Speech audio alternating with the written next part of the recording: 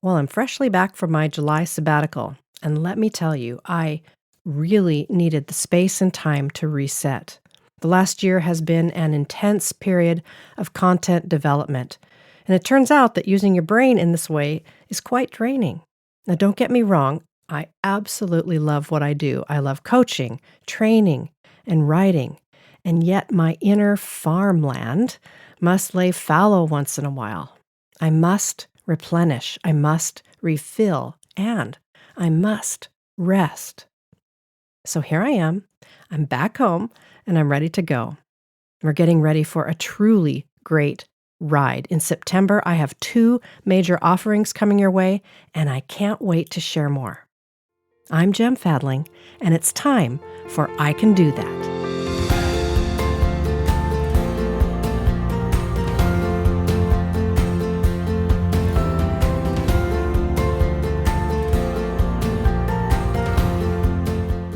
At the start, I mentioned 2 major offerings, so here's just a snippet. First, on September 12, I am relaunching Replenish, which is my online coaching and community for women.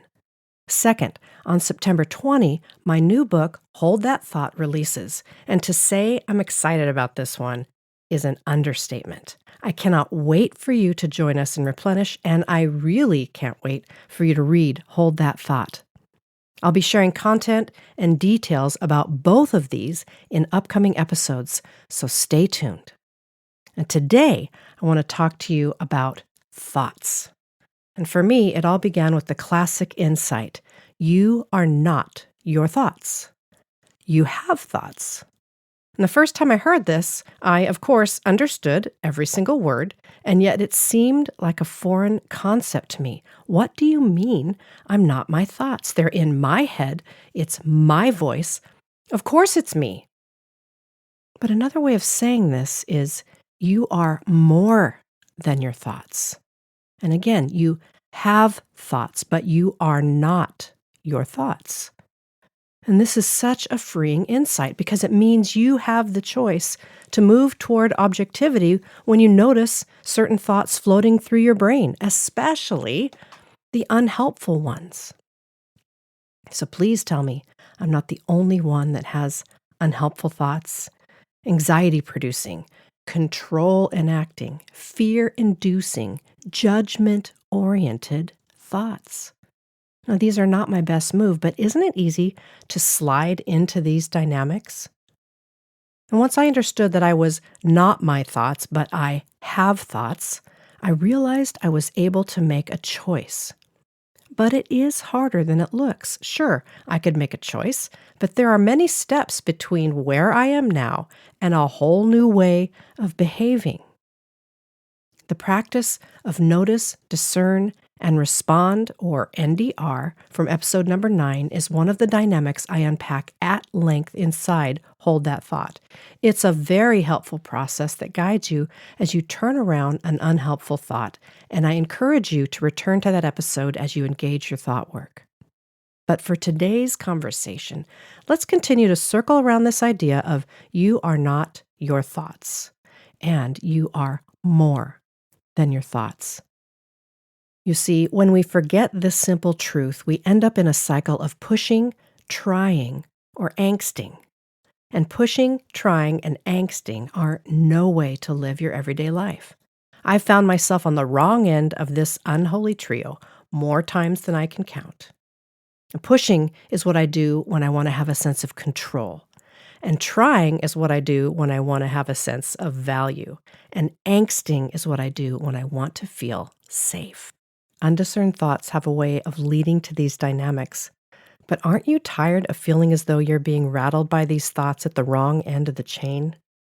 Well, the first step on the road to thought freedom is to remember that you are not your thoughts. They are not you. They are merely thoughts. Your brain is constantly spinning and moving about. It also has a negativity bias, and it likes to create and solve problems just for fun. This process hums along inside of us all the time. Becoming aware of this dynamic puts you at the head of your own inner dining table. Do you remember the old TV shows when the family sat around the table and the dad was always in the head chair? Well, in your life, that head spot belongs to you. Unhelpful thoughts may come in randomly and try to sit in that head chair. Your job is to notice when this happens. You don't have to judge the thought or chastise yourself. You can simply say, "Hey, I see you there. Why don't you have a seat in one of the other chairs? I'm willing to listen, but I get to make the final decision about our response and our behavior." You are more than your thoughts. And at any point, you can step in and begin to turn the tide on unwieldy thoughts and voices in your head. Now, I unpack all of this even more in my new book, Hold That Thought. Remember, it's coming out September 20.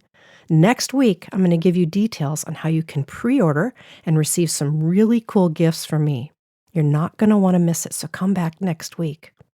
Over the next couple of months, I'll continue to unpack some important themes from Hold That Thought, and I'm really looking forward to learning and growing together. So grab a friend and have her join you on this journey by sharing this podcast with her. Now, here's your I can do that for this week. For today, I think it's good enough to remember that you are more than your thoughts. You are not your thoughts. You have thoughts.